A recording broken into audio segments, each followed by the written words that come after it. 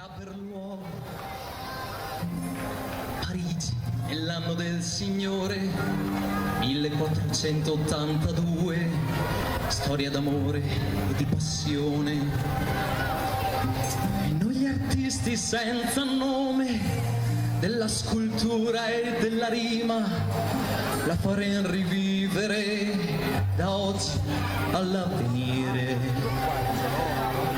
Questo è il tempo delle cattedrali, la pietra si fa, statua, musica e poesia, tutto sale su verso le stelle, su mura e vetrate, a scrittura e architettura.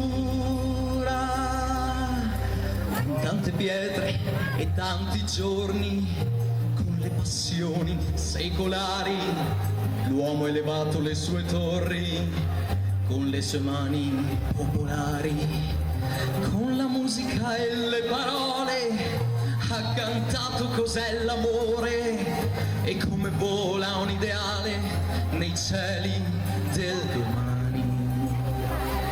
E questo è il tempo delle cattedrali, la pietra si fa, statua, musica e poesia, tutto sale su verso le stelle, su mura e vetrate, a scrittura e architettura.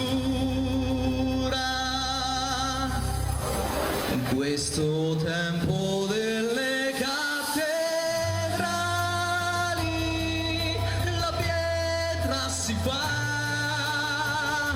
statua, musica e poesia, tutto sale su verso le stelle, su mura e vetrate, la scrittura e architettura.